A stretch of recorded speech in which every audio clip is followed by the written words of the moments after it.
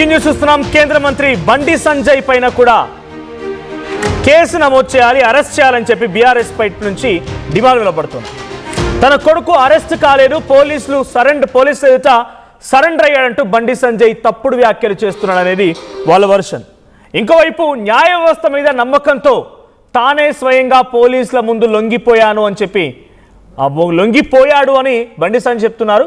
అయితే బండి సంజయ్ చెప్తున్నట్లు అరెస్ట్ కాలేదు, లొంగిపోయాడనే అనుకుందాం.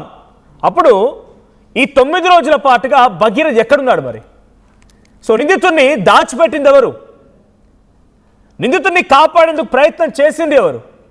ఒకవేళ అలా చేసినా కూడా పోక్సో యాక్ట్స్ ప్రకారంగా అది ముమ్మాటికి నేరమే. ఇన్ని రోజులు కొడుకును దాచిపెట్టినందుకు బండి సంజయ్ని కూడా అరెస్ట్ చేయాలని విపక్షాలు డిమాండ్ చేస్తున్నాయి. బండిని సోషల్ మీడియాలో నెటిజన్లు కూడా ఒక ఆట ఆడేసుకుంటున్నారు. సో క్లియర్గా 8వ తేదీన కేసు నమోదైంది. 8వ తేదీన కేసు నమోదైతే సిటీ ఏర్పాటు అయ్యేసరికల్లా 11వ తేదీ మోదీ సభ పూర్తయిన మరుసటి రోజు డీజీపీని ముఖ్యమంత్రి పిలిచి మాట్లాడి సిట్ని ఏర్పాటు చేశారు. డీసీపీ రుతురాజ్ని సిట్కి ఇన్ఛార్జిగా తీసుకున్నారు. ఆ తర్వాత బండి సంజయ్ కుమారుడు ఎక్కడున్నాడనే విషయంలో వెతకడం మొదలుపెట్టారు పోలీసులు. అప్పుడే బండి సంజయ్ ఒక స్టేట్మెంట్ పాస్ చేశారు. ఏమన్నారు? నేను ఆ కొడుకుతో మాట్లాడాను, నాన్న నేను తప్పు చేయలేదు, నిజాయితీగా బయటకు వస్తాను, నా కొడుకు చెప్పుకొచ్చాడు అని అన్నారు. అంటే మరి బండి సంజయ్ తన కొడుకుతో ఎక్కడ మాట్లాడాడు? 8వ తేదీన కేసు నమోదైతే 11వ తేదీ వరకు ప్రభుత్వం పట్టించుకోలేదు. ప్రభుత్వం పట్టించుకున్నటువంటి 24 hours తర్వాత బండి సంజయ్ ఈ స్టేట్మెంట్ పాస్ చేశాడంటే తన కుమారుడు ఎక్కడున్నా బండి సంజయ్కి తెలుసు. తప్పు చేశాడని కొడుకును వెనకేసుకొచ్చాడా బండి సంజయ్ అని కూడా అనుమానాలు వ్యక్తమవుతున్నాయి. సో ఒకసారి మీరు కూడా లైవ్లో రియాక్ట్ అవ్వచ్చు, మీ అభిప్రాయం వ్యక్తం చేయొచ్చు. కింద స్క్రోల్ అవుతున్న నెంబర్స్కి కాల్ చేయండి. అట్ ది సేమ్ టైం ఒకసారి బండి సంజయ్ ఏం మాట్లాడాడో మీరు కూడా వినండి. కొడుకు తప్పు చేస్తే తప్పకుండా నా కొడుకు శిక్ష 100% పడాల్సిందే. తప్పు ఎవరు చేస్తా కూడా నా కొడుకైనా సరే ఎవడైనా సరే చట్టం ముందు సమానులే. నా కొడుకు తప్పు చేస్తే తప్పకుండా నా కొడుకు శిక్ష 100% పడాల్సిందే. తప్పు ఎవరు చేస్తా కూడా శిక్ష పడాలి అని చెప్పినటువంటి బండి సంజయ్ 11వ తేదీన సిట్ ఏర్పాటైతే 16వ తేదీన గుర్తొచ్చిందా చట్టాలు, న్యాయస్థానాలంటే? చట్టం మీద నమ్మకంతో సత్యమేవ జయతే అని మాట్లాడిన మాటలు 5 రోజుల తర్వాతన 11వ తేదీన సిట్ అయింది, 8వ తేదీన కేసు అయింది, 11వ తేదీన సిట్ అయితే 16వ తేదీ నిన్న సాయంత్రానికి రాత్రికి పోలీసులు అరెస్ట్ చేశారు. అది కూడా బండి సంజయ్ ఏమో రిమాండ్ అంటున్నారు, సో కేంద్ర మంత్రి ఏమో రిమాండ్ అంటున్నారు, కానీ పోలీసులు మాత్రం అరెస్ట్ చేశాం మేము.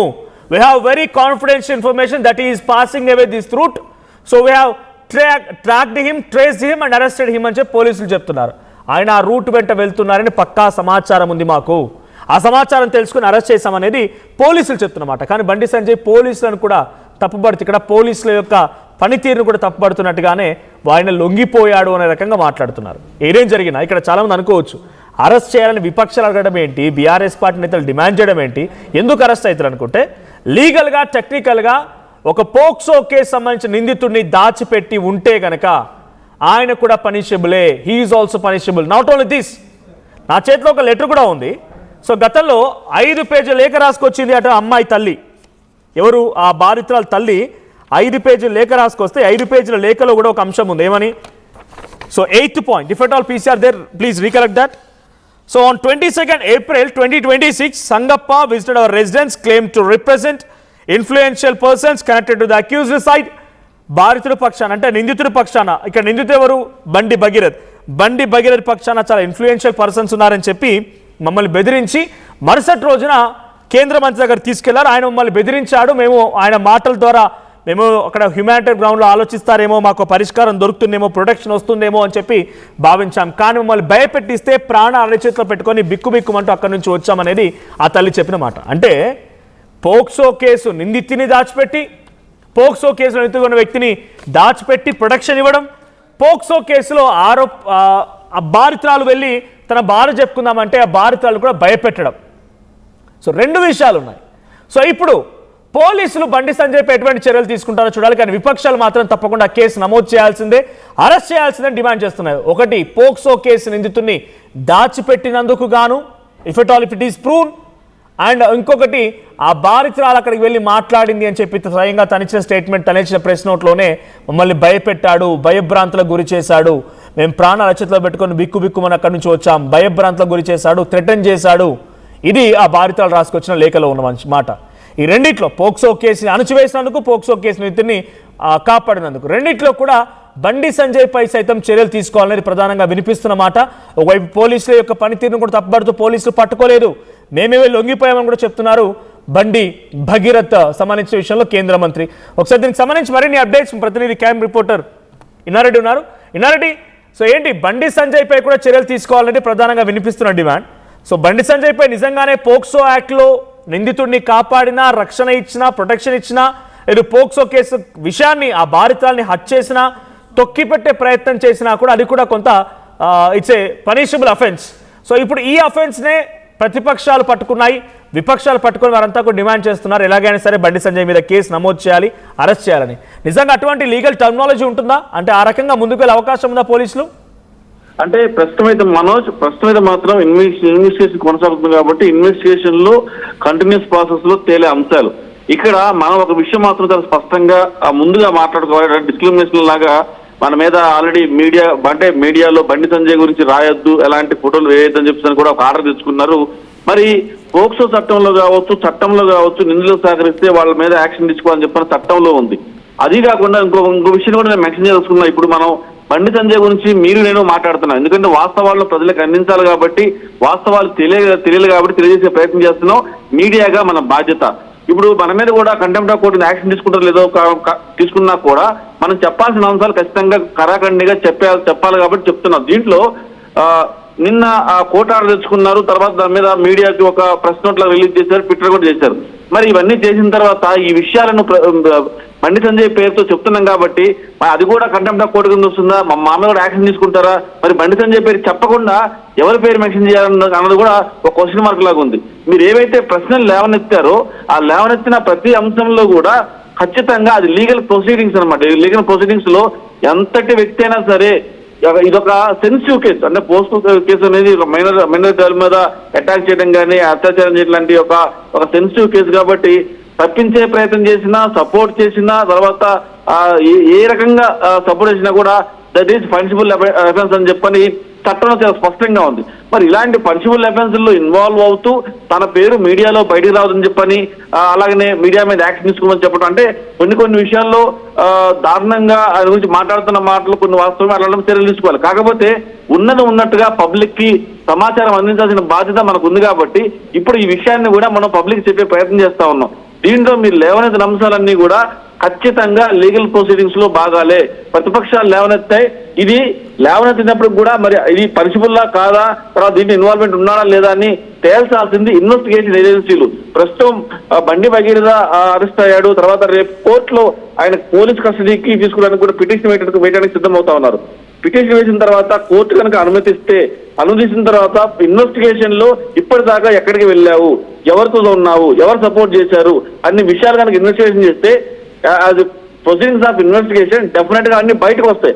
అప్పుడు ఇన్వెస్టిగేషన్ అధికారులు డెఫినెట్ గా యాక్షన్ తీసుకునే అవకాశం అయితే చాలా స్పష్టంగా ఉంది. మరి ప్రతిపక్షాలు డిమాండ్ చేస్తున్నాయి కదా, యాక్షన్ తీసుకురా అంటే అది తీసుకురా అన్నది తేల్చాల్సిన బాధ్యత పోలీస్ డిపార్ట్మెంట్. ఇది ఇన్వెస్టిగేషన్ ఆఫీసర్ని, ఇన్వెస్టిగేషన్ ఏజెన్సీని, పోలీస్ ఆఫీసర్లు దాని మీద యాక్షన్ తీసుకోవాలి. సో మొత్తం మీద మీరు లేవనెత్తే అన్ని అంశాల మీద కూడా ఖచ్చితంగా యాక్షన్ తీసుకునే అవకాశాలు అయితే ఉన్నాయి.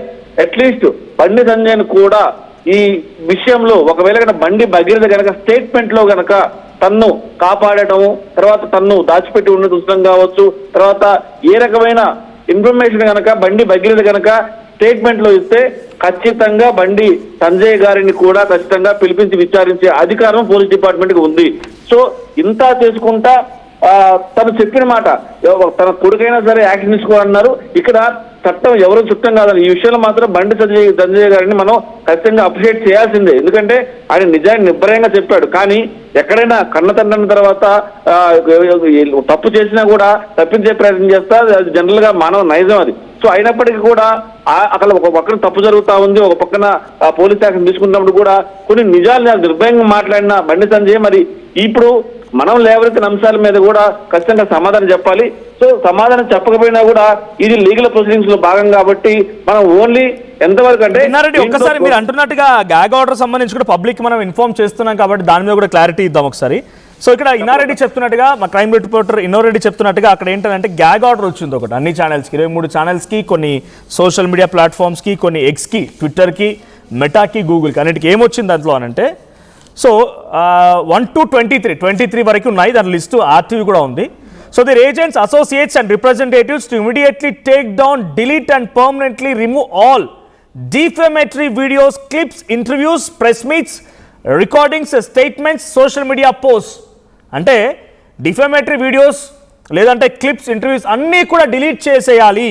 To remove all defamatory videos at the same time and another content uploaded, circulated by them on their instance on any platform, social media, uploading, sharing, broadcasting, circulating false, fabricated, misleading or unverified statements on their petition on any social media platform or television channels. So misleading platform anta. So evaru tana advocate complaint icharu. Ikkada kendra mantri Bandi Sanjay court ముందు ఆశ్రయించారు. ఏమని, నా మీద అయినా తప్పుడు కథనాలు వస్తూ ఉన్నాయి, తప్పుడు వార్తలు ప్రచారంలో ఉన్నాయి కాబట్టి ఈ ఛానల్స్లో వాళ్ళు లేకపోతే ఈ సోషల్ మీడియా ప్లాట్ఫామ్స్ వాళ్ళు పెట్టిన వీడియోస్ని డిలీట్ చేయడంతో పాటుగా తదుపరి ఉపయోగించకుండా ఆదేశాలు జారీ చేయండి అని చెప్పి ఈ అఫిడవిట్ అనేది దాఖలు చేశారు. అఫిడవిట్ దాఖలు చేసిన నేపథ్యంలో తనకి కొంత సానుకూలంగా వచ్చింది. ఈ ఛానల్స్కి కోర్టు ఒక జడ్జ్మెంట్ ఇచ్చింది, ఐ మీన్ ఒక నోటీస్ ఇచ్చింది ఈ ఛానల్స్కి సంబంధించి అని చెప్పి. అది ఇక్కడ ఒక ట్విస్ట్ ఏంటనంటే బండి సంజయ్, బండి భగీరథ్ కుమార్, ఇందాక మా క్రైమ్ రిపోర్ట్ ఇన్నారెడ్డి చెప్తున్నట్టుగా మరి వార్త చెప్తున్నాం, ఇక్కడ విపక్షాలు డిమాండ్ చేస్తున్నాయి. బండి సంజయ్ కుమారుడు అరెస్ట్ నేపథ్యంలో బండి సంజయ్ రియాక్ట్ అయ్యారు. ఏమని, భగీరథ్ అరెస్ట్ కాలేదు, తానే స్వయంగా పోలీసులకి విచారణకు హాజరయ్యారు, ఇద్దరు న్యాయవాదుల సమక్షంలో పేట్ బషీర్బాద్ పోలీస్ స్టేషన్కి వెళ్ళారని చెప్పి పైన చూడండి బండి సంజయ్ కుమార్ తను చేసిన పోస్టే ఇది. ఇది చెప్పడం డిఫేమేటరీ అవుతుందా? ఈ వార్తను ప్రచురించడం డిఫేమేటరీ అవుతుందా? ఎవరైనా సరే, అది మేబీ ఆర్టీవీ మాత్రం అటువంటి ఉద్దేశం ఉండదు. ఎప్పుడు కూడా ఒక వ్యక్తిని ఆ రకంగా డిఫేమ్ చేయాలనో తప్పుడు వార్తల కథనాలని ప్రచారం చేయాలన్న ఉద్దేశం ఎప్పుడూ ఉండదు. 1-2 సార్లు 10 సార్లు ధృవీకరించుకున్న తర్వాతే. ఈరోజు ఉదయాన్నే ఇన్నారెడ్డితో కూడా నేను మాట్లాడుతున్న క్రమంలో ఇన్నారెడ్డి అరెస్ట్ చేశారా లేదంటే లొంగిపోయాడని అడిగితే స్వయంగా మా క్రైమ్ రిపోర్టర్ ఇన్నారెడ్డియే సిపితో మాట్లాడారు. సైబరాబాద్ సిపితో మాట్లాడి చెక్ చేసుకున్న తర్వాతే సిపి ఏం చెప్పారు, మేము అరెస్ట్ చేశాం, అది లొంగిపోవడం కాదు, అరెస్ట్ చేశామని చెప్పి ఆ మాటను చెప్పుకొచ్చారు సిపి. ఇదొకటే కాదు, స్వయంగా ఒక స్టేట్మెంట్ కూడా ఉంది. పోలీస్ స్టేట్మెంట్ ఏంటి? సో పోలీస్ స్టేట్మెంట్ ఏంటి? డైరెక్ట్గా on the reliable information the accused was moving near police academy, బండి was organised today. So based on reliable information the SOT team of Cyberabad apprehended. So మేమే అదుపులోకి తీసుకున్నాం అనేది మాట. సో ఇక్కడ ఫస్ట్ నుంచి వినిపిస్తున్నది ఏంటి, బండి సంజయ్, బండి భగీరథ్ తండ్రి బండి సంజయ్ కాబట్టి బండి సంజయ్ పేరు వినబడుతోంది. అయితే అది ఎక్కడా కూడా చెప్పొద్దు, ఆ మాట ఎత్తకూడదు, డిఫేమేటరీ, తను నా పరువుకి భంగం కల్పించే విధంగా వార్తలు రాయకూడదు